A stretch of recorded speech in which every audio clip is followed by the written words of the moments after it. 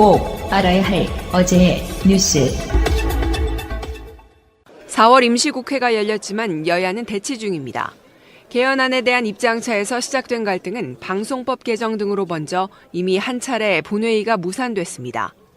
내일도 이낙연 총리가 추경 시정연설을 할 예정이지만 본회의가 정상적으로 열릴지 불투명합니다. 자유한국당과 바른미래당이 합의된 의사 일정이 아니라며 반발하고 있어서입니다.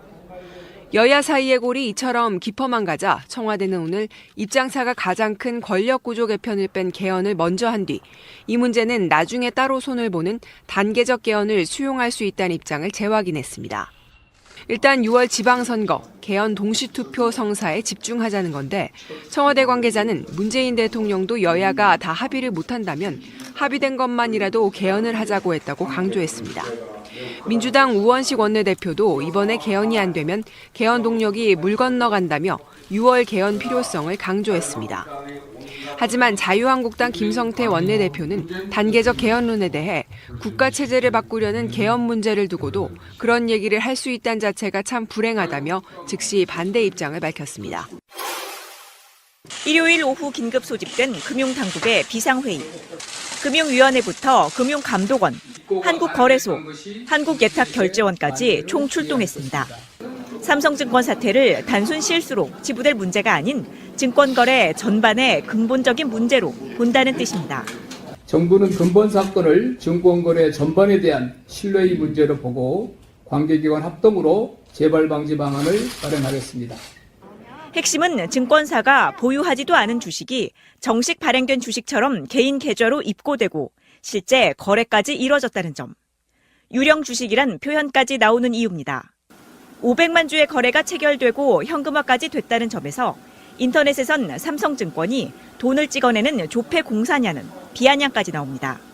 게다가 거래 전반을 담당하는 한국거래소나 발행 주식이 등록되는 예탁결제원도 이상 조짐을 발견하지 못했습니다.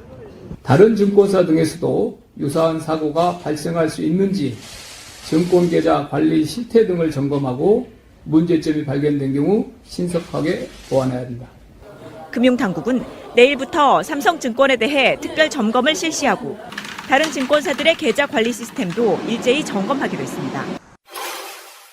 마을 어귀에 태양광 발전소 건설에 반대하는 내용의 현수막이 내걸렸습니다.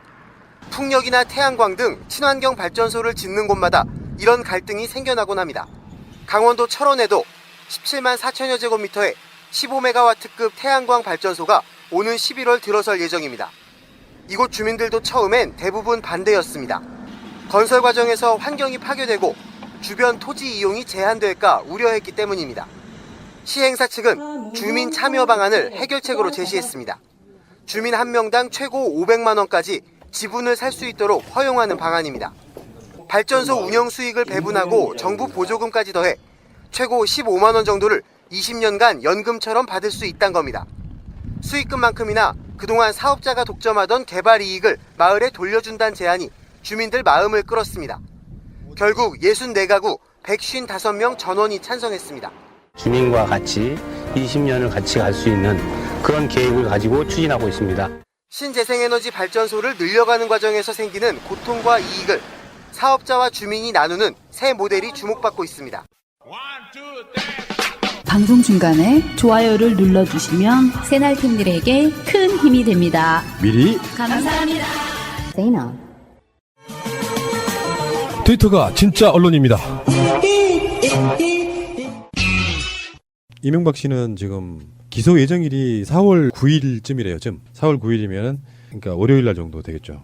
조사를 해봐야 안 나오고, 그리고 우리 다른 방송으로 또 나갔습니다만 이시영 정도는 조사할 수 있지만 김윤옥도 끝까지 안 나올 것 같고, 그러면 이제 이명박을 그냥 바로 기소하는 식으로 갈 것 같아요. 그러니까 다음 주 월요일, 화요일 정도에는 기소가 돼서, 근데 여러분 그거 아십니까? 수사받는 과정에서는 사실상 수사 거부잖아요. 그렇죠. 근데 그것이 갖고 있는 의미 중에 하나가 분명히 그런 게 있대요. 정식으로 기소장에 적시되어 있는 죄가 무언지를 전혀 모르는 상태로 수사를 받는데요. 수사를 직접 구속 상태로 받으면. 그렇죠. 근데 기소가 딱 되는 순간에 변호인에게 기소된 내용을 그대로 보여줘야 돼요. 그러니까 검찰이 어디까지 수사됐는지를 그때서야 알 수가 있는 거죠. 그러니까 어떤 조사도 하지 않고 어떤 진술도 하지 않고 기소가 딱 되는 순간에 변호인 통해서 기소 내용을 받아본 뒤에 재판에 대응하겠다. 이게 지금 이명박의 전략이라는 거예요. 이명박 구속기한이 지금 잡아둘 수 있는 기한이 4월 10날까지이기 때문에 당연히 이제 그 전에 기소를 하는 게 맞을 거고요. 중요한 것은 사실은 이렇게 봅니다. 이명박이 기소되느냐 안 되느냐의 날짜의 문제는 아니고 반드시 이거는 기소될 거라고 100%를 넘어서죠. 반드시 기소되는 거고요.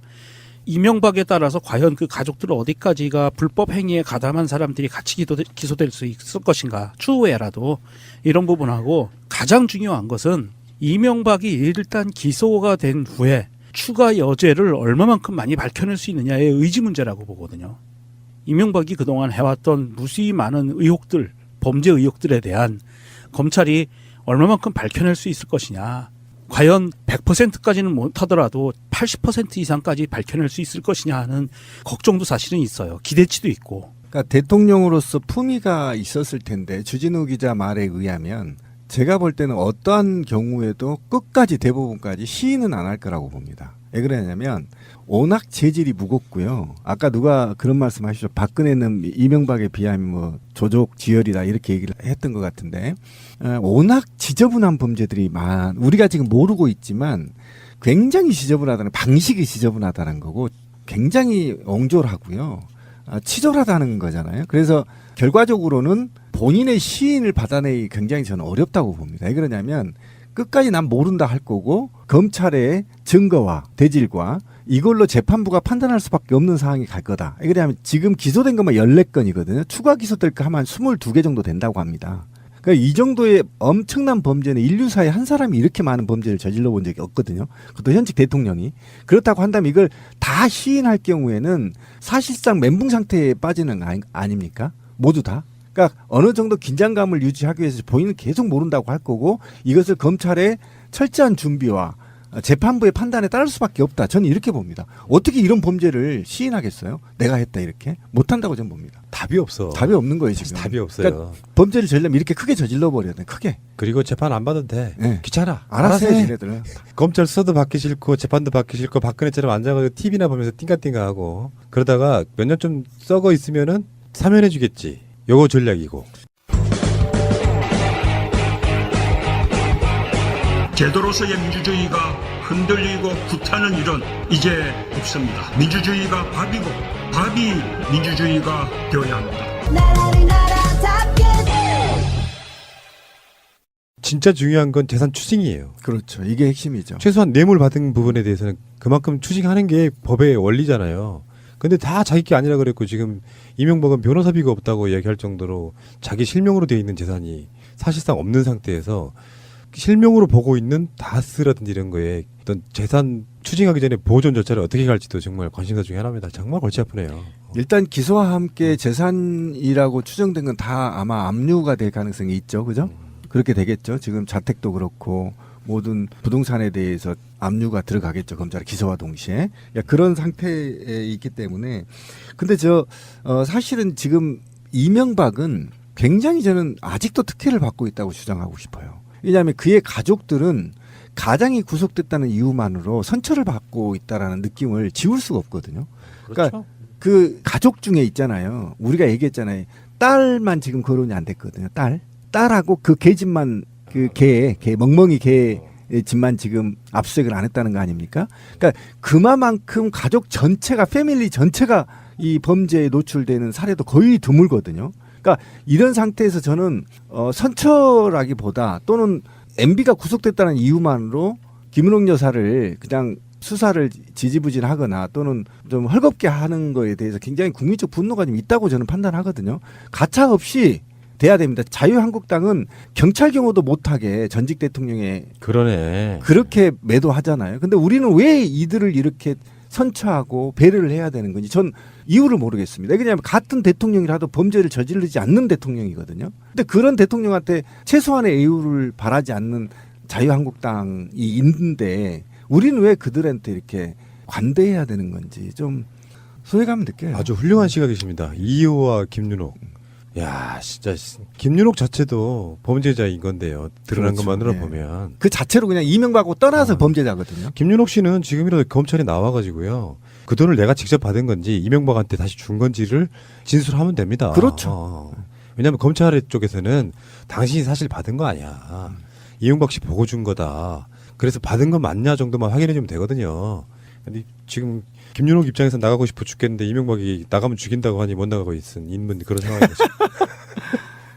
생각해보니까 이명박은 얼마나 나올까요? 예를 들어서 최순실 20년, 이명박은 30년 이상, 그러니까 30년 정도는 나오겠죠.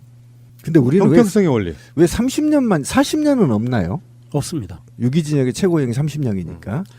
자, 어쨌건 그 MB의 범죄 하나만 살짝 짚고 넘어가겠습니다. 다 기억하실 겁니다. KT가 이명박 때 홍콩의 위성 전문회사 ABS에다가 헐값 매각한 무궁화 3호 위성과 관련한 소송에서 결국은 패했습니다. 이 소송에서 패해서 지금 100만 달러, 그러니까 약 11억 원의 손해배상을 판결을 받았고요. 이게 지금 2010년에 무궁화 3호를 이 홍콩의 ABS라는 회사에 5억 3천에 매각을 했는데, 사실 이 무궁화 3호는 3천억 이상의 세금이 들어가서 개발해낸 제품이기 때문에 이렇게 헐값에 팔았다는 것도 말이 안 되지만, 당시 매각을 하는 과정에서 전파법이나 대무역법을 완전히 위반을 했었기 때문에 제재 조치까지 내려졌던 건이에요.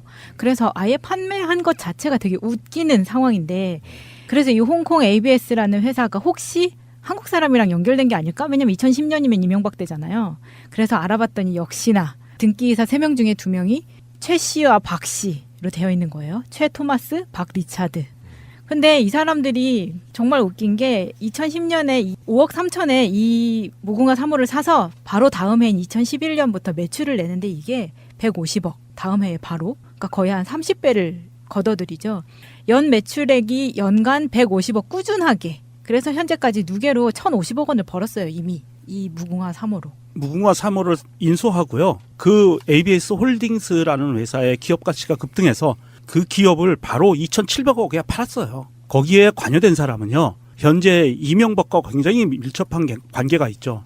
이상득의 아들인 이지영, 그 다음에 민자홍, 이런 두 사람이 있는데요.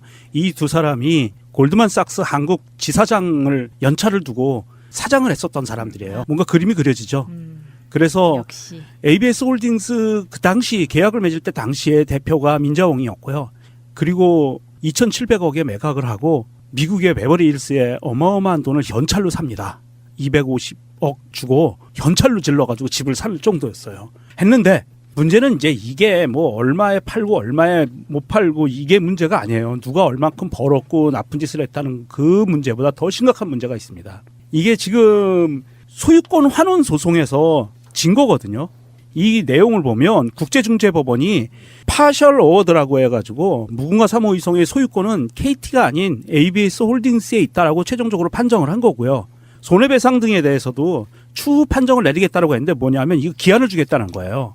국제중재법원이 파셜 어워드 일부 판정이라고 하지만 이것은 손해배상 소송에 대해서 30일 내에 쌍방이 합의를 하지 않으면 최종 판정을 내리겠다는 거고요. 중요한 거는요, 100만 달러가 중요한 게 아니에요. 자, 이 중재 소송에서 ABS 홀딩스가 이겼으니 인공위성의 소유권은 당연히 ABS 홀딩스가 가져가는 거고, 지상에서 컨트롤하는 지상기지국 장비들도 다 줘. 우리나라에 있거든요. 라고 판정을 내린 거고요. 이게 어떻게 되는 거냐 하면 사건 진행이 이명박이 대통령으로 있을 때 KT 사장이 아무도 모르게 이거를 아직도 10여 년을 더 쓸 수 있는 인공위성을 50만 달러에 팔은 거예요. ABS 홀딩스에. 아무도 몰랐어요. 그리고 더 한참 후에 박근혜 때가 돼서 이게 지적이 된 거예요. 난리가 나니까 미래부에서 이거를 환원해라라고 명령을 내립니다. KT에 소유권 다시 가져와라. 그래서 KT가 이걸 중재재판에 소송을 제기하게 된 거고, 소송을 제기하게 되니까 ABS 홀딩스가 맞소송을 한 거예요. 손해배상 청구로. 이미 판 걸 뭐 다시 가져온다고 소송하는 것 자체가 그쪽에서는 웃기죠. 완전 소유권을 안 넘겨줬거든요. 왜냐하면 인공위성을 컨트롤하는 기지국이 우리나라에 있기 때문에. 그리고 그 업무를 대행해 준 거예요. 그러니까 ABS 홀딩스에서 무궁화 3호 위성을 이용해서 통신 사업을 하면서 막대한 이익을 벌어들인 돈을 우리나라 기지국의 우리나라 사람이 기지국에서 무궁화 3호 위성을 컨트롤하면서 모든 AS나 모든 걸 컨트롤하면서 수익을 그쪽을 보게 해준 거예요. 그리고 이번에 중재법원이 내린 것은 이 위성은 물론 기본 대역 설비, 즉 지상 장비 소유권도 ABS 홀딩스에 있으니까 현재 KT가 운영 중인 무궁화 3호 위성에 대해서 개입을 즉시 중단하라고 명령을 내린 거예요. 근데 판매에 있어가지고 그 위성은 정부의 허가를 받아야 되는 품목이잖아요. 대외무역법에 의해서 허가가 없으면 팔 수 없는 거였습니다. 근데 그 행위 자체가 불법인 거잖아요. 그렇죠. 행위 자체는 불법인데 이게 상관행상 국제무역법상 보면 그거는 대한민국의 내부에서 일이에요. A라는 B가 회사가 서로 거래를 해서 정당하게 거래를 했기 때문에 이거는 합법이야 라고 인정을 해버린 거예요. 지상파의 전파도 공공재잖아요. 그래서 함부로 그걸 쓸 수가 없잖아요. 허가 받아야만 쓰잖아. 마찬가지로 이런 위성 같은 경우는 사실 공공재거든요. 공공재죠. 국가의 허락이 없이 사갔는데 그 행위 자체가 저는 불법이라고 보는 거거든. 그럼에도 불구하고 그 불법 행위라고 하더라도 국제 관례상 이거는 합법이라고 인정을 해준 게 뭐냐면 이 중재심리에서 이슈가 4가지였습니다. 소유권을 돌려다오라고 하는 이 중재재판에서 이슈가 4가지였어요. 하나는 뭐냐면 위성 소유권 이전의 모든 조건들이 충족됐는가? 소유권 이전을 해주는 것에 대해서 ABS 홀딩스에 소유권을 이전을 했는데 ABS 홀딩스 혹시 돈을 지급 안 했어? 그런 것들이 있는가? 했는데 없어요. 문제가 없지. 예, 미래창조과학부의 회수명령이 위성 매각 계약의 집행을 과연 막을 수 있는 권한이 있는 것인가? 없다라고 판단을 내린 거고요. 그럼 앞으로 비슷한 일이 벌어져도 되겠네. 정부의 그렇죠. 허가 사항인데 우리가 관리하고 있는 사실상 KT의 소유권이 있다고 하면 정부에서 허가 받지 않고도 막 팔아먹어도 되겠네. 이명박이 그 길을 열어놓은 거예요. 에이씨. 그래서 그럼 이 과정에 지금 막대한 차액을 누가 챙겼다는 건가요? 검은머리 외국인이라고 추정되는 그렇지. 거죠. 그렇죠. 그게 그게 문제지. 핵심인 거죠. 그래서 나는 지금 ABS 홀딩스도 궁금해요. 그 주체가 우리 검은 머리가 아닐까 이렇게 생각해. 그렇게 보는 거잖아요. 지금 그래서 문제가 된 거고 지금 정부가 이거 지금 조사하라 지금 명령을 내렸고 이전에 이것과 관련해서 임원 2명이 지금 벌금형을 수천만 원 받고 있는 거잖아요. 아, 그것도 문제예요. 이미 불법성이 드러난 거죠. 아니요. 그것도 문제인 게 이게 박근혜 정부에서 벌어진 건데 이미 그 마무리하는 차원에서 이명박 정부에서 이 국가의 공공재를 이용해서 이거를 팔아먹고 사익을 취했다라고 하는 그 의심이 분명히 벌어졌고요. 상황이 벌어졌고 온 국민이 다 알게 됐는데 미래부에서는 행정부에서는 이거 원상복귀 조치를 하라고 했어요. 그리고 수사를 들어갔어요. 그런데 사인하고 악수한 사장은 책임 없어요.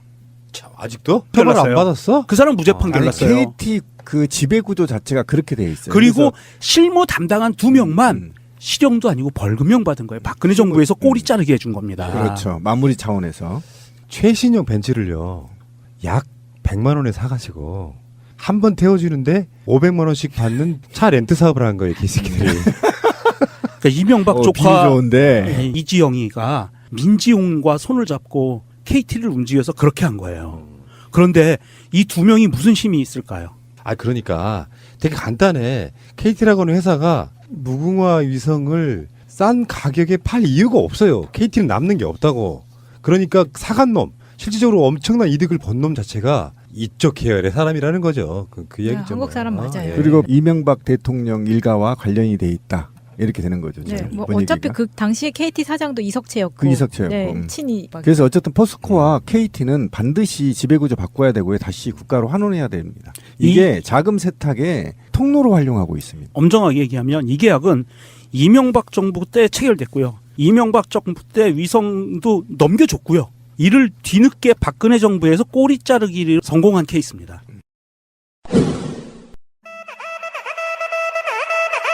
곽승훈 노무사의 노동 이야기.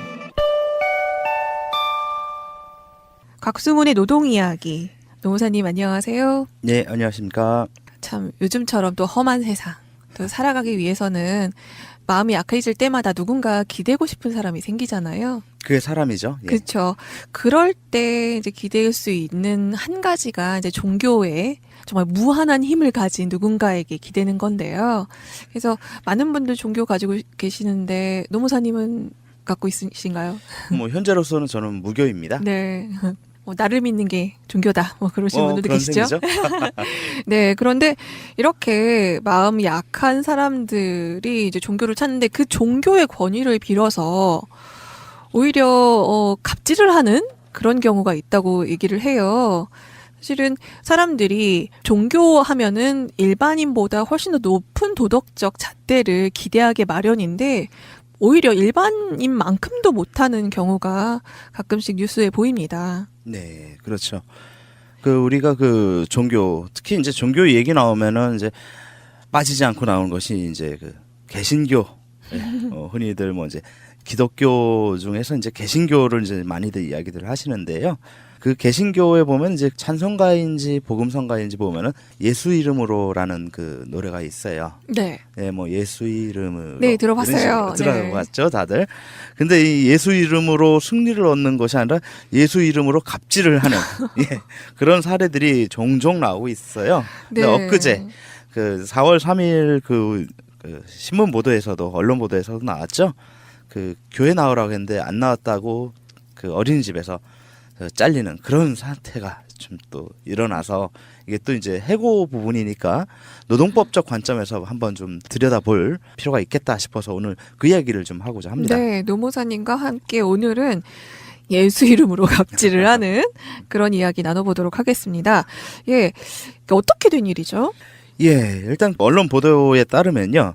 서울에서도 이제 마포구에 상수역 근처에 보면 이제 상수 어린이집이 있는데요. 이것이 이제 그 구립 어린이집입니다. 그런데 이제 그 어린이집에 이제 자녀들을 맡겨보신 분들은 아실 수도 있는데 구립이나 어린이집들이 대개는 위탁 운영을 하고 있다고 합니다. 그러니까 구에서 직접 운영하기에는 여러 가지로 좀 인력의 부족 때문에 그리고 전문성의 부족도 있고 하니까 위탁을 하는데 그 위탁을 하는 곳 중에 상당수가 이제 교회에 위탁을 많이 하고 있는데요. 이 교회가 이제 그 소속된 보육교사 6명을 교회 출석을 하지 않는다라는 강요하다가 이걸 이제 따르지 않으니까 정직시키거나 해고하거나 사직을 권고하거나 이런 일이 좀 벌어진 거죠. 어머, 이 어린이집은 엄연히 구립이잖아요. 네, 구가 설립의 주체이고 네. 예, 운영의 주체인 거죠. 네, 교회에다가 물론 이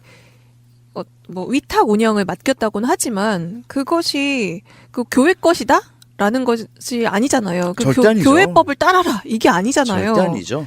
그리고 운영만 위탁을 한 것이지 운영의 취지라든가 이런 것들은 종교와 무관하게 그리고 굉장히 중립적으로 운영을 해야 되는 것이 맞습니다. 네, 아까 말씀드린 것처럼 일반인보다 종교계에서는 종교인들은 좀 더 도덕적이고 더 청렴하고 더 좋은 분들이 하지 않을까 해서 마포구에서도 위탁을 결정하지 않았을까 싶은데요. 그렇죠. 오히려 더 그만 못한 행태를 보이고 있네요. 예, 그렇습니다. 좀 더 구체적으로 들여다보자면 이제 그 98년도부터 이 어린이집이 이제 위탁 운영을 맡은 사람이 누구냐면 이제 기독교 대한감리회 소속인 신성교회 담임 목사인 박모 목사가 그 어린이집을 운영을 하고 있어요.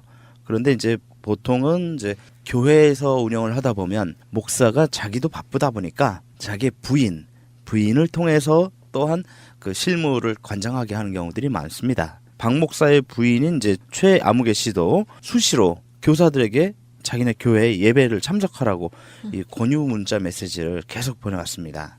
예배 참석 안 했다고 지금 잘랐다는 얘기인가요? 그리고 이제 그 권유만 하면 그나마 좀 양반인 것 같아요. 제가 보니까 권유에 그치는 것이 아니라 아예 참석자 명단하고 그 참석을 하지 않으면은 불참 사유를 원장에게 보고하도록 그렇게 또 지시를 내렸다는. 불참하면 거의 심할서 쓰는 거나 마찬가지네요. 그렇죠. 이렇게 해버리면 불참하게 되는 사람은 얼마나 그 눈치가 보이겠어요. 자기는 어린이집의 교사로서 노동을 제공하기 위해서 어린이집을 다니는 건데 그게 아니라 교회를 안 나간다. 이것 때문에 눈치를 봐야 된다는 것은 굉장히 좀 상식적으로만 놓고 봐도 불합리하죠. 근데 노무사님, 네. 제가 사실 좀 사상이 불순해서 그런지 이것도 곱게 보이지가 않는 게 교회를 안 나간다? 다만 그 1시간 예배 참석을 안 한다 해서 과연 이랬을까 생각이 들어요. 교회를 나가게 되면 아시다시피 환금? 11조를 따박따박 내야 되지 않겠습니까? 더군다나 자기 그 소속 교회에 다니게 되면은 분명히 이 사람이 얼마 받는지도 다 드러날 거고 여기에 11조가 얼마인지도 명확하게 드러날 거고요. 그 뭐 사상이 분원한 것이 아니라 굉장히 그 합리적인 그 그렇죠. 추론인데요. 아, 이게 합리적인 추론인 거군요. 그렇죠. 예. 그러니까 그 돈 때문에 결국에는 돈을 내지 않아서 해고한 게 아닐까 하는 생각이 마구마구 드네요. 그 뭐 근데 돈이 문제가 아니라 지금 이 교사들은 작년 5월에 이제 더 이상은 못 참겠다 해갖고 6명이서 더 이상 교회에 안 나가겠다라고 했어요. 근데 그 전에는 그럼 나갔다는 거네요. 그러니까 이제 그 6분은 싫어도 나갈 때도 있었지만 싫으니까 이제 더 이상은 안 나가겠다. 이 얘기죠. 그러니까 그 전에는 억지로 좀 나간 면도 없잖아 있었겠죠. 생각해 보십시오. 우리 그 일요일에 아주 그 신앙심이 높은 사람이 아니면 대부분은 일요일 날 좀 늦게까지 좀 쉬고 싶잖아요. 늦잠도 자고. 그럼요. 하느님은 원래 마음속에 있는 거거든요. 그렇죠. 더군다나 그 어린이집 보육교사들이 사실은 굉장히 스트레스 많이 받는 3D 업종 중에 하나예요. 아, 맞습니다. 예, 뭐 한두 명도 아니고 아이들을 키워보신 분들은 알겠지만 아이 한두 명 키우는 것도 돌보는 것도 어려운데 수십 명을 뭐 한 10명, 20명 케어하는 것을 일주일 내내 하다 보면 주말에는 막 쉬고 싶거든요. 진짜 아무것도 생각 안 하고 싶고. 정말 격하게 아무것도 안 하고 싶죠. 그렇죠. 네. 예, 이불 속에서만 있고 싶은데 그러니까 당연히 교회에 자기가 그 예수님을 믿더라도 안 나가고 싶을 때도 있단 말이죠. 근데 이 중에는 분명히 신앙이 기독교가 아닌 분들도 있단 말이죠. 그렇다면 이분들은 안 나가겠다고 하는 게 당연한데 이렇게 그 안 나가겠다고 통보하니까 그 박 목사의 부인인 최 씨가 그 신앙의 발달 과정이란 기독교 교재로 직접 교육을 한다. 예. 이렇게 또 방향을 교회 나올래? 아니면은 그게 아니라 신앙의 발달 과정 요걸로 교육 받을래? 둘 중에 하나 선택해. 이런 식으로 강요를 했다는 거예요. 아니면 교육을 받아라. 네. 그러니까 이 교육까지 이제 교사들은 부당하다고 이제 거부를 했어요. 사실 그 교육의 내용이 그 보육교사로서의 어떤 자세와 교과 과정에 대한 이해를 높이는 것이라면 당연히 노동자는 그에 따라야 될 법적 의무는 있습니다. 헌데 이것은 신앙의 발달 과정, 이것은 누가 보더라도 종교 생활에 대한 부분이기 때문에 이것을 받아야 될 의무가 당연히 없고 거부할 권리가 당연히 있는 것이죠.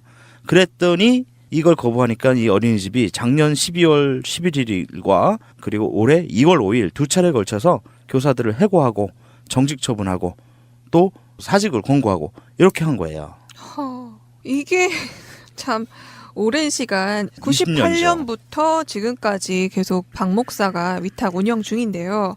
이 문제가 지금에 이르러서까지 과연 그전에는 문제가 없었을까 좀 약간 그런 생각도 많이 듭니다. 그렇죠. 지금 하나의 케이스만 한 군데의 어린이집만 놓고 봐도 이렇게 20년 동안 굉장한 문제를 종교의 자유 그리고 직장 생활에 있어서의 어떤 평등권의 침해에 당하는 이런 경우가 있었고 더군다나 네. 해고라는 그 근로기준법을 위반하는 그런 경우가 있어 온 걸 봤을 때 네, 지금까지 이게 이런 일이 행태가 이루어진다는 자체가 정말 너무 어이가 없는데요.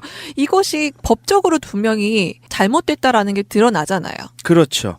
일단 그 왜 잘못됐는가 구체적으로 이제 법적 근거를 따져보자면 법적 근거의 제일 첫 번째에 나온 것은 바로 헌법입니다. 우리 헌법에서는 제11조에 모든 국민의 평등권을 규정하고 있죠.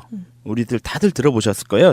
모든 국민은 법 앞에 평등하다. 이거는 정말 대한민국 국민이라면 한 번은 다들 들어본 얘기죠. 네. 그리고 직후에 이제 나오는 규정이 누구든지 성별, 종교 또는 사회적 신분에 의한 정치적, 경제적, 사회적, 문화적 생활의 모든 영역에 있어서 차별을 받지 아니한다라고 헌법은 모든 국민의 평등권을 규정하고 있고요. 네. 이 헌법 정신을 구체화하기 위해서 노동관계법에서도 규정을 하고 있습니다. 네, 거기까지 올라가지 않더라도 네. 뭔가 보장이 돼야겠죠. 그렇죠. 특히나 근로기준법 제6조에서는요. 사용자는 근로자에 대해서 남녀의 성을 이유로 차별적 대우를 하지 못하고 국적, 신앙 또는 사회적 신분을 이유로 근로조건에 대한 차별적 처우를 하지 못한다라고 규정을 하고 있습니다. 이뿐만 아니라 직업안정법, 노동조합 및 노동관계조정법에서도 종교에 따른 차별 대우를 받지 않는다라는 그런 그 명시적 규정을 하고 있고요. 네, 또한 국가인권위원회법에서도 제2조에서 평등권 침해의 차별 행위를 금지하고 있는데 이 중에서 하나가 또 종교에 따른 평등권을 침해하는 것을 금지하고 있습니다. 네, 노무사님 말씀해 주신 것처럼 지금 헌법, 노동관계법 중에서 근로기준법, 직업안정법, 노동조합 및 노동관계조정법, 그리고 국가인권위원회법까지 굉장히 다양한 곳에서 평등권에 대해서 굉장히 많이 강조를 하고 있는데 이 모든 거 다 지금 개무시하고서는 해고 예. 그렇죠. 거잖아요? 해고했고 정직했고 네. 그래서 노동자들이 이에 대해서 부당하다 해서 서울지방노동위원회에 구제 신청을 냈어요. 해고 등의 구제 신청을 냈고 그러니까 이건 뭐 당연히 누가 봐도 100% 부당한 것이기 때문에 복직 명령을 내렸죠. 네. 복직을 했더니 이번엔 또 이제 사직하라고 또 권고를 하고 회유를 들어왔죠. 회유 반 그리고 협박 반 했겠죠. 거기에다가 사직하고 한다고 하면은 실업급여 받게 해줄게라는 사탕 발림도 분명히 들어갔을 겁니다. 그러니까 이 지금 그 보육교사들이 받았을 고통이 얼마나 그동안 심했을까라는 것을 간접적으로라도 좀 느낄 수 있을 것 같아요. 네, 이거는 그러면은 마포구 차원에서 뭔가 조치가 들어가야 되지 않을까요? 이게 어차피 위탁 계약을 맺어서 운영이 되는 거잖아요. 그렇죠. 위탁 계약 해약해버리면 되지. 당연히 해야죠. 네. 당연히 해야 되는데 아직 안 하고 있죠. 지금 이런 케이스가 한두 건이 아닌 게 3년 전이죠. 2015년 기준 국내 국공립 어린이집이 한 506군데 되는데요. 이 중에서 종교법인이 위탁 운영 중인 곳이 14.5% 정도에 되고 있어요. 그러니까 굉장히 많죠. 거진 한 60군데 이상이 된다라는 얘기인데 이곳에서 똑같은 제2, 제3의 사건이 벌어지지 않으리라는 보장이 없다고 좀 보여집니다. 네, 이런 마포구 네 상수 어린이집에서 위탁 운영 중인 교회에 문제가 지금 발생했는데 이런 곳에서 지금 박 목사님이 같은 이런 분이 운영하는 어린이집 저는 그 어린이집에 어린이를 위탁하는 부모한테도 굉장히 이건 불안한 요소라고 생각을 하고요. 과연 제대로 이런 상황에서 보육교사들이 과연 내 아이를 편안한 마음으로 잘 돌볼 수 있을 것인가? 그것도 의심스럽습니다. 그렇죠. 그런데다 여기에서 또 하나 더 공분을 일으키게 하는 것은요. 아까 말씀을 했죠. 교회 나오지 않을 거면은 교육받으라고 신앙에 대해서 교육받으라고 했는데 그것을 거부하니까 학부모님들께 구체적인 교재 내용에 대해서는 설명을 안 하고 가정통지문을 보내서 이 교사가 교육을 거부하고 있습니다. 어떤 교육인지도 말 안 하고요? 그렇죠. 마치 자녀 교육을 위해서 도움되는 교육인 척 얘기를 그렇죠. 해놓고서는 제대로 불성실한 교사다. 그렇죠. 그러니까 교사는 학부모로부터도 불필요한 욕을 오해를 받을 수도 있는 거기 때문에 더더욱 정신적으로 스트레스를 많이 받을 수밖에 없겠죠. 그런 것도 법적으로 규제는 안 되나요? 이 부분에 대해서는 사실 법적으로 규제할 만한 적용이 될 만한 부분이 뚜렷이 없어요. 모함인데요, 이거는. 네, 그렇죠. 그래서 참 이 법적으로도 봐도 그리고 상식적으로도 그렇고 법적으로도요. 그 사용자는 노동자가 특정 종교를 가졌거나 종교가 없는 걸 이유로 근로조건에 대해서 차별적 처우를 하지 못하게 돼 있어요. 따라서 노동자가 회사 종교에 참가하는 것을 거부할 권리를 갖습니다. 그런데 아시다시피 우리나라 대기업 유수한 대기업 중에 대표적으로 이랜드라는 그룹이 있죠. 맞습니다. 거기가 이제 또 종교가 세계 아주 진한 데잖아요. 그렇죠. 갑자기 생각이 나네요. 하느님 나라에는 노조가 없다. 그렇죠. 그러면서 거기는 아침에 일 시작하기 전에 조회 시간에 예배부터 보잖아요. 근데 그거를 이 법리대로 따지면은 거부할 권리가 있고 그 거부한 것을 이유로 불이익한 처벌을 하지 못하라고 되어 있는데 그 법의 빈틈을 이용해서 눈치 주고 왕따 시키고 이런 식으로 걸리지 근로자들. 않을 정도까지만. 그렇죠. 예, 그러니까 어떤 노동 조건의 실질적인 그 눈에 띄는 불이익은 주지 않는데 눈치 주고 이것은 사실은 계량 겉으로 드러나지 않거든요. 계량할 수도 없고 이런 식으로 괴롭히는 것이 현재 대한민국에서는 여전히 드러나고 있다는 거예요. 저는 이런 현실을 볼 때마다 좀 이런 생각이 듭니다. 들어보셨겠지만 간디가 한 말이 있어요. 나는 예수를 사랑한다. 하지만 기독교인들은 싫어한다. 왜냐하면 그들은 예수를 닮지 않았기 때문이다. 이 말이 좀 다시 한번 좀 떠오릅니다. 정말 뭐 특정 종교 뭐 이렇게 꼬집어서 그렇지만 사실 현실적으로 특정 종교 중에서도 개신교가 더더욱 많이 이런 그 개독이라는 말 들을 정도로 예수 팔아먹으면서 못된 짓을 많이 했어요. 사실 그런 걸 볼 때마다 당신들이 정말 예수의 이름으로 전도를 하고자 한다면 당신들이 하는 모든 행동 하나가 정말 예수의 삶을 따라 배우려는 그런 삶이라고 자신 있게 얘기할 정도가 돼야 되지 않겠냐. 이런 좀 반문을 해보고 싶어요. 네. 이번 케이스는 분명한 차별, 종교에 의한 종교의 자유가 있음에도 불구한 차별 대우입니다. 그런데 이것에 대해서도 분명히 예외 조항은 있을 것 같아요. 그렇죠. 네. 이 세상에 뭐 예외 없는 원칙이 없다는 말이 있듯이 네. 차별로 볼 수 없는 경우가 있는데요. 일단은 첫 번째로는 근무 시간 중에 종교 행사를 갖는 거, 이런 신앙의 표현 행위가 그 기업의 질서를 문란하게 하거나 아니면 운영을 저해할 경우, 이럴 때는 이제 회사 규정, 취업 규칙에 규정을 둬서 근무 시간 도중에는 특정한 종교 행사를 하면 안 된다. 이런 그 제한, 이거는 충분히 가능하다라고 볼 수 있는 거죠. 뭐 이거는 뭐 상식적으로 당연하다고 볼 수 있고요. 또 하나 이제 그 차별이 될 수 있는 경우가, 요건 이제 대표적인 경우인데요. 경향사업의 경우는 차별이 가능하다. 경향사업? 예, 경향신문이 아니라. 아하. 네, 그 경향사업이라는 게 뭐냐면요, 종교 또는 정치적인 목적 활동을 사업의 주된 내용으로 하는 사업체. 이런 것을 이제 경영사업체라고 합니다. 아예 그 사업체의 목적이 종교적인 행위를 하기 위한 그런 사업체일 경우 말하는 거군요. 그렇죠. 예, 정치적 목적 활동으로 하는 대표적인 사업체가 바로 정당 내 사무처죠. 예를 들어 뭐 민주당이라든가 뭐 자유당이라든가 이런 것들의 그 사무처 직원들은 그 정당의 목적 활동을 위해서 운영을 하는 곳인데, 거기서 만약에 민주당 그 사무처 직원이 만약에 자유한국당의 당론에 찬성하고 민주당의 당론에 정반대되는 언행을 회사 내에서 한다. 그러면은 그 사람은 잘라도 무방하다. 곤란하네요. 이거죠. 네. 그렇죠. 마찬가지입니다.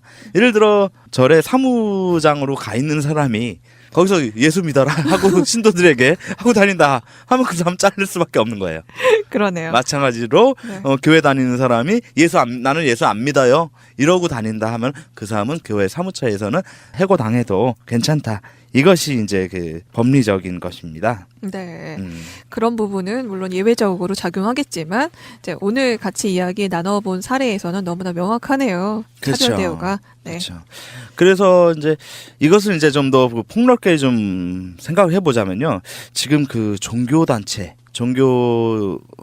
법인이 그 사회 사업을 굉장히 많이들 하고 있어요. 이게 왜 그러냐면은 이게 돈이 되거든요. 네, 정부, 시 그리고 구에서 나오는 그 지원금으로 다 운영들을 하고 있는데요. 이 지원금 따먹으려고 종교단체들이 뭐 기독교는 물론이고 개신교는 물론이고 천주교 그리고 불교도 다 서로 좀 짬짬이로 나눠 먹는 경우들이 많이 있습니다. 그래서 보면은 어느 구에 무슨 센터는 뭐 불교에서 운영하는 곳이 있고요. 또 뭐 서울시 장애인 그 종합복지관 같은 경우는 과거에는 이제 성모회에서 운영을 또 했었어요. 뭐 그런 것까지는 제가 뭐라고 할 것은 없는데, 근데 이런 경우 있더라고요. 제가 지난주에 한번 그 서울시립 동부 노인 전문 요양센터에 상담을 갔습니다. 새날 애청자분도 거기 계셔서 상담을 갔는데요. 네. 거기 가서 명함을 받았는데 거기 온누리 복지재단이라고 딱 있더라고요. 온누리 교회가 운영하는 건가요? 그렇습니다. 여기 대표가 온누리교회 담임 목사인 이재훈 목사예요. 동부가 그렇고요. 마포구청 옆에 있는 서부 노인 전문 요양센터가 또 있는데요. 여기는 사회복지법인 소망복지재단. 아, 소망교회가. 그렇죠. 김지철 소망교회 담임 목사가 대표로 있어요. 근데 이게 언제 이렇게 그 위탁되었느냐? 바로 716호.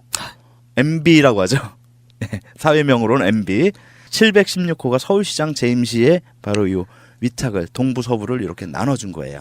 아, 또 이런 합리적 추론이 가능하게 되네요. 예. 이런 걸 보니까. 합리적 추론이 아니라 그냥 딱 이것은 사실입니다. 그 시절에 위탁받았다. 소망교회와 온누리교회 양대교회가 위탁받았다는 것은 사실인 거고, 거기에 이제 합리적 추론 그리고 합리적인 소설을 써보자면 MB 716호가 줬다. 그러니까 예, 불화해줬다 이렇게 볼 수도 있겠죠. 그러니까 그런 합리적 추론이 가능하게 되네요.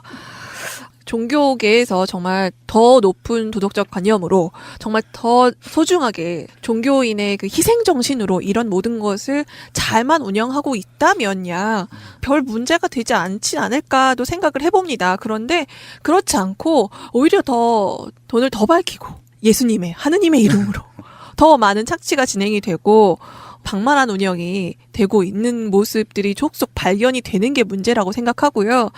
마포구나 이제 구립, 보립 뭐 이런 곳에서 이것이 제대로 운영되고 있는 철저한 감시, 감독, 감사 뭐 이런 게 진행이 돼야지 되지 않을까 싶네요. 그렇죠. 그리고 이런 노동관계법 위반이라든가 헌법에 보장되어 있는 종교의 자유를 침해하는 행위가 발견되는 즉시 원스트라이크 아웃제로 그런 곳은 위탁 운영권을 바로 회수하는 그런 강력한 조치가 좀 있어야 될 것 같고요. 이런 생각을 저는 좀 다시 한번 드는 것이 우리 뭐 지금 문재인 대통령을 우리가 이야기할 때 성직자보다도 더 청렴하게 살아왔다 이런 얘기를 하잖아요. 그래서 문재인 대통령에 비유할 것은 아니지만 적어도 종교단체에서 사회사업을 한다면 청렴도가 적어도 일반 시민의 상식 수준에는 맞는 정도의 청렴도와 더불어 종교의 자유에 대한 보장들이 좀 이루어졌으면 좋겠고 그러지 못한 곳들은 사실 막말로 얘기하자면 주식회사 예수밖에 더 되겠느냐 이런 생각이 들어요. 네. 종교 어떤 것 무엇인가를 믿음을 갖는다는 게 마음속에 있는 거잖아요. 그 물질로서 아니면 어떤 것에 나가는 행위로서 증명되는 건 아니라고 생각합니다. 네, 이런 모습이 다 모두 바로잡히기 위해서라도 제가 본인이 가지고 있는 종교 어떻게 잘 진행이 되고 있는지 아니면 어떤 잘못이 있지는 않은지 다시 한번 살펴보는 자세 필요하다고 생각됩니다. 네, 노무사님 오늘 말씀 고맙습니다. 네, 감사합니다.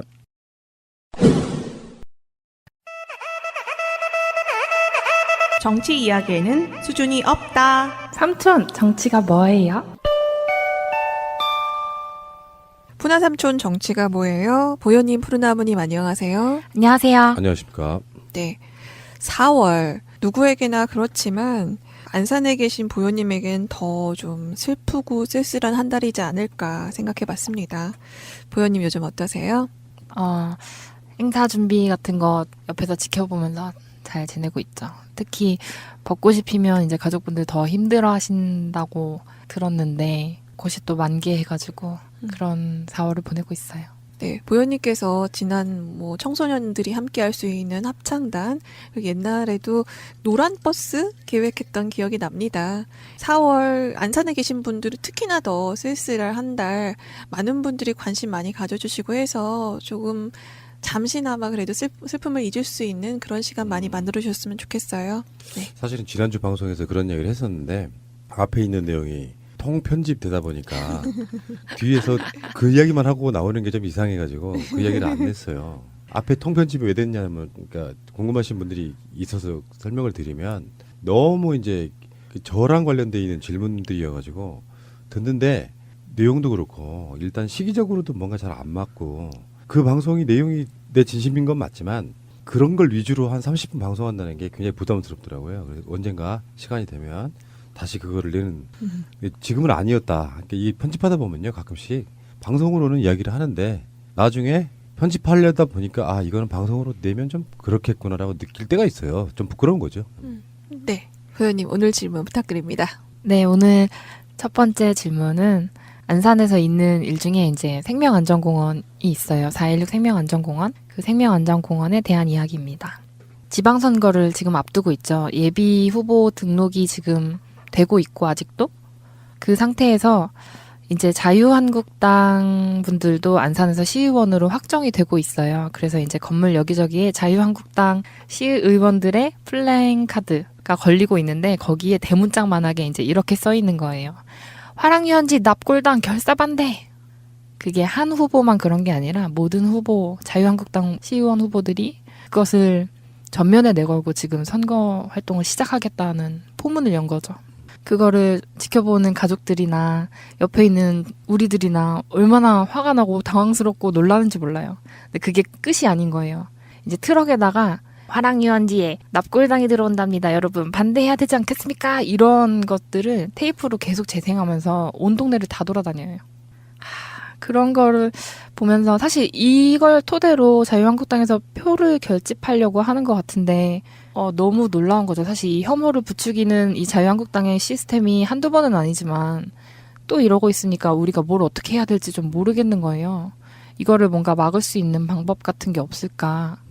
오늘 그런 질문을 가지고 왔습니다. 정치라는 것의 본질을 전혀 이해 못하는 사람들이죠. 알고도 그런다면 정말 나쁜 것이고요. 정치가 왜 필요할까요? 정치인들이 제대로 역할을 못하게 되면 정치 무용론이라는 게 나옵니다. 정치인들 왜 필요해? 우리가 알아서 할 텐데 뭐. 저번에 그 박근혜 7시간 관련해 갖고도 그런 이야기 한 적 있었잖아요. 대통령은 놀아도 된다. 저희 항상 국회의원이 한 말이에요. 그래서 우리가 한 말이 그거잖아요. 너희들도 없어도 되잖아. 똑같은 거잖아요. 그런 건데 뭐냐면은 정치라는 게 정치 그 위에 있는 법 이런 것들은 엄밀한 의미에서는 약자를 위해 존재하는 거예요. 물론 법을 처음에 만들기 시작할 때는 법을 집행하는 그걸 집행하는 자들이 국민들에게 정확한 룰을 가지고 반역하지 마, 우리한테 엉기지 마 이런 것이 목적일 수도 있어요. 법이 만들어지는 건. 근데 군주국가 시대인 조선시대 같은 것도 보면은 조선시대는 굉장히 좋은 나라였다고 저는 보거든요. 법적으로는 그렇다는 거예요. 사실 세종대왕 같은 분들의 마인드라는 게 있잖아요. 한글이라는 걸 창제하면서 그런 거랑 상관이 있게 정치라고 하는 것은 사실은 권력자들, 지배자들이 사회에 뭐랄까요, 잘 돌아가는 구조를 만들기 위해서 만들었을지라도 그건 확실한 사실이에요. 일반 국민들이 법을 만들어서 올려지지는 않았을 테니까, 민주국가가 아니었을 테니까. 그런데 민주주의라고 바뀌는 것 자체가 바로 그런 의미거든요. 물론 국민 중에는 세월호에 대해서 나쁘게 보는 시각, 세월호에 대해서 본다기보다는 세월호 관련한 운동에 대해서 나쁘게 보는 시각, 좋은 시각도 있겠지만 최소한 안산이라고 하는 곳은 우리나라 현대사에 있어서 가장 비극적인 것 중에 하나이거든요. 그리고 그 피해자들의 거의 대다수는 사회적 약자들의 어떤 전형적인 모습이거든요. 근데 그쪽에서는 이렇게 이야기할 수 있겠죠. 세월호 희생자가 아닌 안산 시민은 안산 시민이 아닌 거냐 이런 식의 반론이 있잖아요. 근데 그렇지 않다는 거예요. 일반 시민들 입장에서 봤을 때 세월호 문제를 남의 이야기라고 치부하니까 세월호에 관련된 피해자들이 화랑유원지에 그렇게 들어오는 것 자체를 반대하는 거예요. 근데 이게 나의 이야기고 이 사건으로 인해서 나라가 좋아져야 되고 나를 포함한 모든 사람들이 안전해질 수 있다면이라는 공감대를 갖기 시작한다 그러면 거기에 대해서 많은 국민들은 그렇게 해주길 바라는 마음. 그러니까 이게 보통 다수 약자들을 위한 그런 일종의 상징적인 장소가 될 수 있는 부분이 있거든요. 그런데 직접적으로 피해 당하지 않은 사람들을 선동해가지고 그 사람들과의 어떤 갈라치기. 어차피 세월호 화랑유원지에 그런 시설이 생기는 것에 대해서 반대하는 일반 서민도 있을 거예요. 없다고 말할 수는 없겠지만 정치가 해야 될 일은 그런 분들을 설득해서 같이 공감력을 만들어내고 전 사회적으로 안전공원을 만드는 일을 해야 되는 거죠.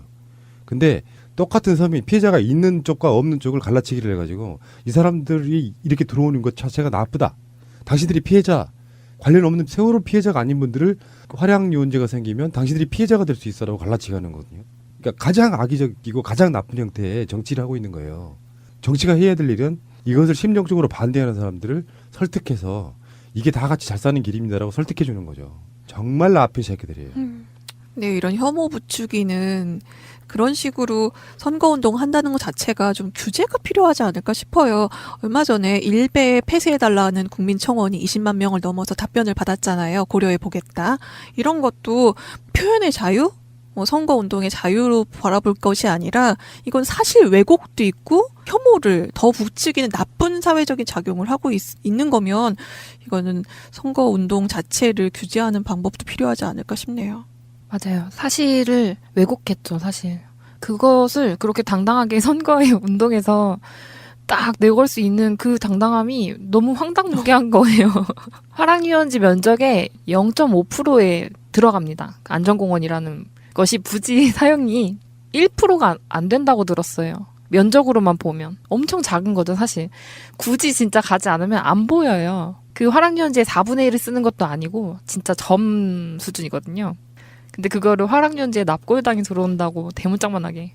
물레동 공원에 아직도 박정희 동상이 있는 게 좀 그거부터 우선 드러냈으면 좋겠는데.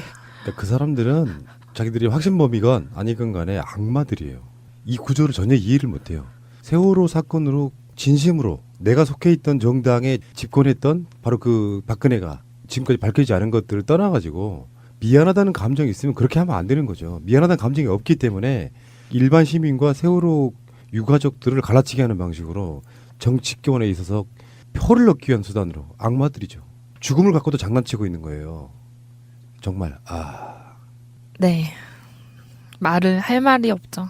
막을 수 있는 방법도 사실 찾고 있지 못하고 그냥 아마 이렇게 지방선거를 대응해야 될 거고 이제 더불어민주당에서도 후보가 확정되면 뭔가 대립 구도가 생길 거라고 기대하면서 가만히 있는 수준이에요. 왜냐하면 시민들이 할 수 있는 게 많지가 않아요.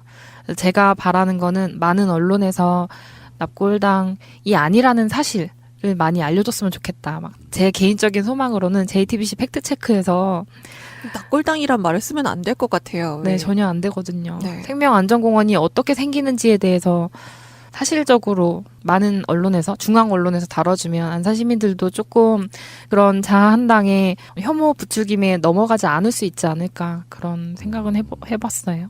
안산에서 있는 행사를 포함해서 4.16 4주기 행사를 간단하게 요약을 오늘 또 해드리려고 해요. 4월 14일이 토요일이고 이제 올해는 4월 16일이 월요일이기 때문에 토, 일, 월 이렇게 3일 동안 준비가 되고 있고요. 4월 14일 날은 광화문으로 가시면 됩니다. 광화문 북측 광장에서 다짐 문화제가 오후 7시에 있어요.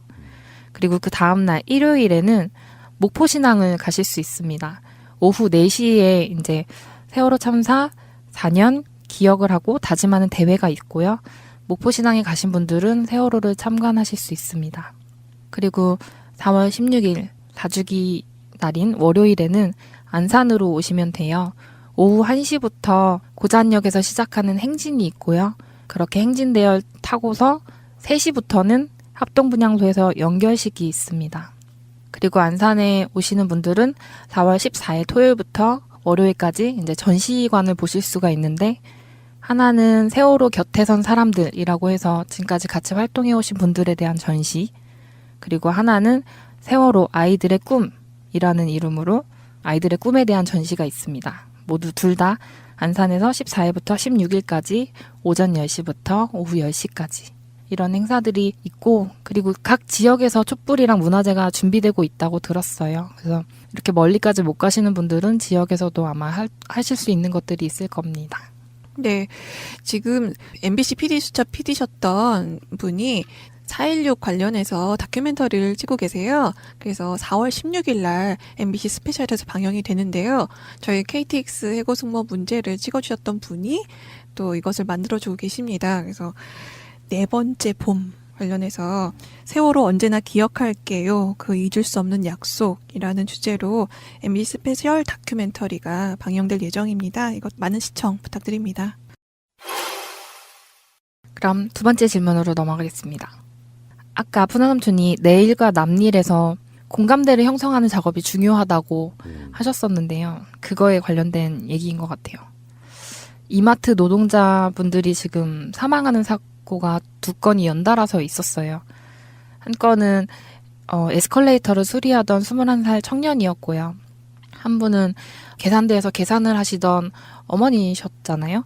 근데 이제 이런 사망 사고가 이마트 내부에서 벌어졌음에도 불구하고, 그리고 근무 시간에 발생한 사고임에도 불구하고 이마트가 추모를 막고 있고요. 공식적인 책임을 지고 있지 않거든요. 사과도 하지 않았고 재발 방지 대책까지 아직 얘기할 시간도 아니지만 일단 희생자에 대한 뭔가 얘기를 해야 하잖아요. 뭐 미안하다는 말도 당연히 한마디도 없고, 이런 일이 사실 늘 있었던 것 같다는 생각이 들어요. 본인의 책임이 아니라고 하는 것. 이거는 우리랑 상관없는 일이야. 그분이 건강이 안 좋아서 갑자기 일하다 쓰러진 걸 왜 우리한테 뭐라고 하니? 하지만 일하다가 갑자기 쓰러지셨지만 응급처치를 받지 못했어요. 왜냐하면 다들 최저임금 받는 사람들만 1층에 잔뜩 있었고 그 캐셔가 있는 부분에 그분한테 응급처치를 할 수 있는 안전을 담당한 사람이 한 명도 없었거든요. 이런 것들은 분명히 이마트의 조직적인 구조적인 문제임에도 불구하고 이마트가 지금 사과를 하지 않는 것뿐만 아니라 추모를 하려고 국화를 들고 오는 사람들의 출입은 막고 쇼핑을 하러 들어가겠습니다 하면 들여보내주는 상황이거든요. 이런 황당한 상황이, 그러니까 왜 이마트는 책임을 지려고 하지 않을까? 이게 어디까지가 내 일이고 어디까지가 남 일인지 구분을 못한다는 생각이 좀 들거든요. 어디까지가 이마트의 책임인 걸까요? 다 책임이죠. 그러니까 신세계 그룹이 이제 새 정부 들어가지고 뭐 근무 시간 단축하고 뭐 이런 거 있잖아요. 그거를 선도적으로 했다 그래서 언론에서는 처음에 박수를 쳤어요.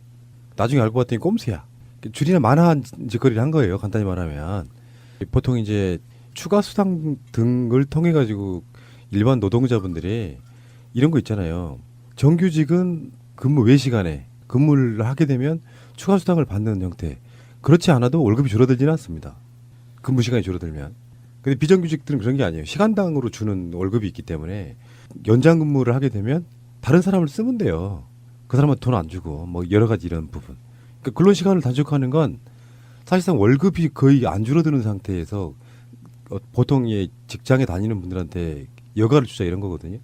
근데 정부가 들어서 가지고 이제 그런 정책을 펴니까 재빨리 눈 가리고 아웅하는 식의 꼼수를 부렸던 바로 그런 기업이기도 하죠. 근데 이마트가 그렇게 대응하는 거는 순전히 상업적인 논리만 있는 거잖아요. 영업을 안 하게 되면 나는 손실만 생각하는 거잖아요. 그러니까 어떻게 표현하면 이렇게 표현하는 게 맞을까요? 사람인데 일하다가 돌아가시면 죽으면 그냥 부속품인 거예요. 부속품 하나가 그냥 빠져버린 거죠. 근데 그거 잘못하고 있는 겁니다. 무슨 말이냐면 최근에 그런 이론들이 나오고 있거든요. 월급을 올려주면 회사가 어떻게 되나? CEO가 최근에 어떤 기사 보면 그런 게 나와요. 월급을 올려줬는데 다 그게 통하는 건 아니래요. 그러니까 원래 고임금인 직장에서의 월급을 올려주게 되면 효과가 별로 안 나는데 일반적으로 월급을 2배씩 올려준 회사, 전 세계적인 회사가 하나 있어요. 생산성이 실제로 높이 올라가는 거예요.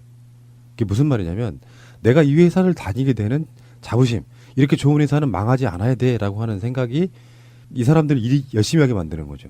마찬가지예요. 이마트, 신세계 같은 회사가 롯데 같은 데 마찬가지고 유통업 하는 데들 있잖아요. 대부분 다 비정규직이라는 거 아니에요. 이런 분들 다 정규직화하고 월급을 올려주게 되면 내 회사라는 생각이 생겨요. 근데 이제 마트 같은 데서 일하시는 분들 대부분 다 비정규직인 걸 우리가 알고 있잖아요. 그런 분들 죽으나 사나 애도할 시간도 없이 그냥 일해. 그러면 그 직원들이 비정규직인데다가 무슨 애착이 얼마나 생기겠어요? 억지 웃음 짓고 손님 대할 때. 큰 그림을 볼 줄 알아야 돼요. 세계적 CEO들은 그런 것을 계산에 넣는 거거든요. 사람 심리적인 거, 내 회사에 대한 자부심 이런 거. 근데 그런 거를 계산에 넣지 않으니까 좋은 회사라고 볼 수 없는 거예요. 그러니까 나쁜 회사라고 표현하는 게 아니라 내 입장은 그런 거죠.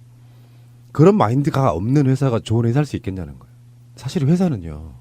돈 가진 사주 이런 사람들이 끌어가는 게 아니에요. 직원들이 끌어가는 것이고 그래서 그 회사 이미지가 좋아지면 소비자들이 알아주는 거거든요. 지금이야 막 독점, 과점 이렇게 돼가지고 몇 군데만 가게 되지만 언젠간 그런 회사들 망합니다. 직원들은 회사에 대한 애착, 자긍심이 없고 손님들은 마지못해 가. 대안이 생기면 바로 옮기죠. 머리가 영리해야 된다고 생각해요. 최소한 21세기 이 글로벌 시대, SNS 시대에는 머리가 영리한 회사 운영이 저는 절실하다고 생각합니다. 슬픈 뉴스가 되게 많네요. 그 계산하는 노동자분들의 동료분들은 울면서 옆에서 계산을 지금도 하고 있는 거고 에스컬레이터를 수리하다가 거기서 이제 상처가 그러니까 빨려 들어갔다고 들었는데 그분 같은 경우에는 에스컬레이터 사고가 난 지역에 가림막을 쳐서 이 에스컬레이터 고장났습니다 하고서 운영을 계속하고 있어요. 옆에 있는 에스컬레이터를. 그리고 영업을 계속 하고 있는 거죠. 손님들한테 불편을 끼쳐서 죄송합니다라는 문구가 거기 써 있는 거고. 저희가 할 수 있는 일이 생각해봐도 우선 분노를 표출하는 것 밖에는 생각이 안 나는데 우선은 그런 큰 사건이 발견이 된 그런 회사들은 보이콧 해줘야 되는 거 아닌가요? 좋은 생각인 것 같아요. 네. 물론 작겠지만 그래도 생각이 있으신 분들이라면 조금이라도 이 부분에 대해서 이의를 제기하고 나의 행동으로 좀 보여주는 작은 실천 해주셨으면 좋겠습니다. 이마트 안 가기 운동. 이마트는 사실 대안이 없다고 할 수 없잖아요. 네, 그럼요. 적어도 사과는 있어야 되는 거 아닌가요? 적어도 추모는 할 수 있게 해줘야 하는 거 아닌가. 회사에서 일어나는 모든 일은 회사의 책임인 거예요. 회사의 책임이 없다고 말하는 건 모든 관점을 우리 회사의 차원이 회사라는 것 자체가 우리 사원까지 포함되는 건데 우리 경영진 입장에서는 잘못이 없어라고 계속 말하고 싶은 것이 가장 비열한 방식이죠. 이 방송이 잘못 나가면 있잖아요. 어떤 사람이 멘트로 실수한 것도 다 제 책임이거든요. 사과는 내가 하는 거예요. 그런 마인드도 없죠. 세 번째 질문. 삼성을 빼놓고 갈 수 없죠. 삼성의 노조 탄압이 지금 발견이 됐잖아요. 근데 삼성이 무노조 경영을 되게 자신 있어 하는데 그 노조가 없는 것이 경제적으로 효과가 얼마나 있길래 그걸 그렇게 고집하는 건가? 이런 생각이 좀 들거든요. 그렇게 막 개인 신상 명세까지 다 털고 있었고, 그리고 노조를 탈퇴한 사람, 그리고 삼성을 퇴사한 사람까지도 막 보고 있었다는 거 아니에요. 밖에서 무슨 활동을 할까봐. 그리고 노조원들의 가족까지 보고 있었고, 그 가족의 주머니 사정을 다 사찰하고 있었다는 거예요. 왜냐하면 가족이 어려워질수록 노조에서 탈퇴할 확률이 높아졌기 때문이라고 하는데요. 이제 그렇게까지 감시하는데도 사실 비용이 들 텐데, 관리하는데도 비용이 들 텐데 굳이 그걸 그렇게 관리를 하고 앉아 있나. 그 관리 비용이랑 노조가 만들어서 직원들, 삼성맨들의 어떤 근로 환경이 좋아지는 것과 비교했을 때 그쪽이 더 비용이 높았나? 라는 생각이 드는 거예요. 실제로 그랬을까요? 회사는 이윤이 남지 않는 장사를 하지 않습니다. 그게 가능했기 때문에 가능한 거고, 저는 삼성의 무노조 원칙 자체를 비판하고 싶거든요. 그래서 삼성은 이런 거예요. 우리가 노조가 필요 없을 만큼 잘해줄게. 그거예요. 근데 그것은 사실 이병철 선 일대 회장 때부터 이제 해왔던 어떤 방침 같은 건데, 시대가 바뀌었음을 인지하지 못하고 있는 거죠. 그러니까 시대착오적이라는 표현 쓰잖아요. 북한의 김정은도 바뀝니다. 3대에 와서. 여러분들은 김정은이 어떤 적국의 수장 이렇게 생각할 수도 있는데, 반대로 말하면은 김일성, 김정일과 다른 마인드로 지금 세상을 바라보고 있는 거거든요. 우리가 이래서는 안 되겠다 이런 관점일 수도 있고, 밖으로 나가자 이런 것일 수도 있고. 노조를 없이 회사를 운영하는 건 사실상 그 자체가 저는 불가능하다고 봐요. 왜 그러냐면은 예전에 삼성은 엘리트주의 그리고 비정규직 같은 것들이 많이 없던 시절, 그래서 노동운동의 모든 관점을 임금 인상 이런 걸로 본 거예요. 남들 많이 줄 테니까 니들은 노조 만들 필요 없어. 노조가 끼어들면 그게 임금 인상뿐만 아니라 여러 가지 정치적으로 바뀐다고 생각하는 그런 마인드가 있는 거죠. 근데 노조를 허용해주고 허용된 상태에서 그 노조와의 소통을 잘하면 훨씬 더 노사가 좋은 관계를 끌어갈 수 있거든요. 근데 이 노조가 생기는 부분에 대한 뭔가 좀 알레르기성 반응을 보이면서 막 강렬하게 뭔가를 막고 있잖아요. 그렇게 해서 노조가 없는 만큼 한쪽에 안티가 생기는 거예요. 저처럼 삼성폰 안 쓰잖아요. 자기 지갑 속에 지금 현금이 얼마 들어있냐 이런 계산 말고요. 내 총 계좌에 어떤 식의 돈이 들고 나는지를 생각해 보면은 잘못된 생각인 거죠.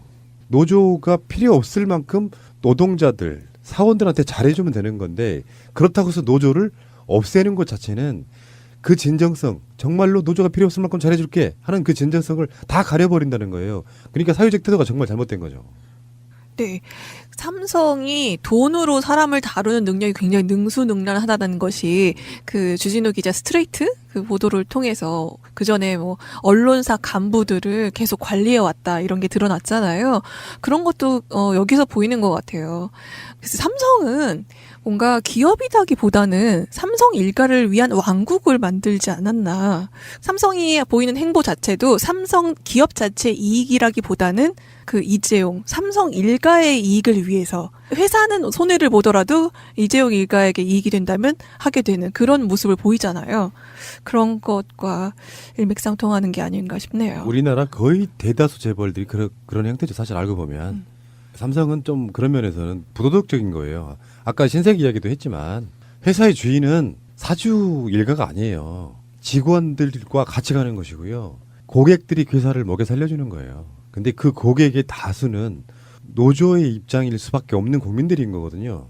그런 어떤 관점 속에 직원들, 노동자들을 운영의 주체로 같이 볼 줄 알아야 그 마인드가 글로벌 기업이 될 수 있는 거거든요.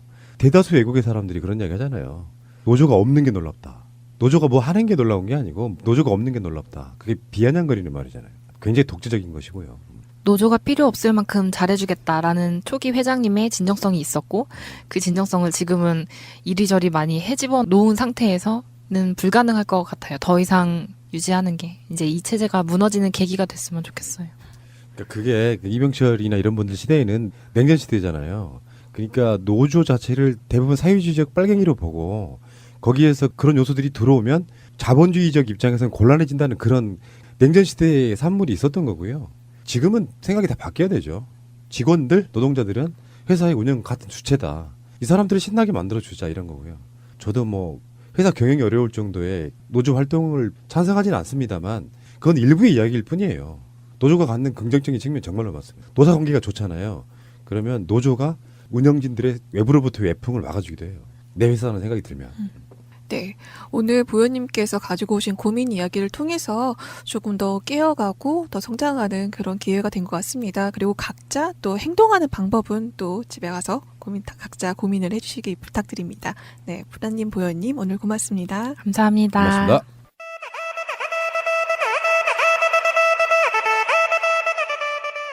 언제부턴가 4월은 따뜻한 하늘이 더욱 슬프게 느껴지는 달이 되었습니다.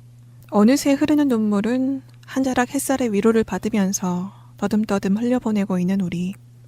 온 국민이 함께 갖게 된 이 트라우마는 언제쯤 완전히 치유받게 될까요? 사회로부터 받은 상처는 사회가 바로잡혀야만 치유될 수 있다는 의사 선생님의 처방 기억하시나요? 네. 오늘도 새날과 함께하는 여러분들, 항상 깨어있는 행동하는 여러분들 모두 힐링하고 계시는 거겠죠. 오늘의 자갈자갈은 여기서 마칩니다. 우리는 다음 주에 만나요. 나 잡아봐!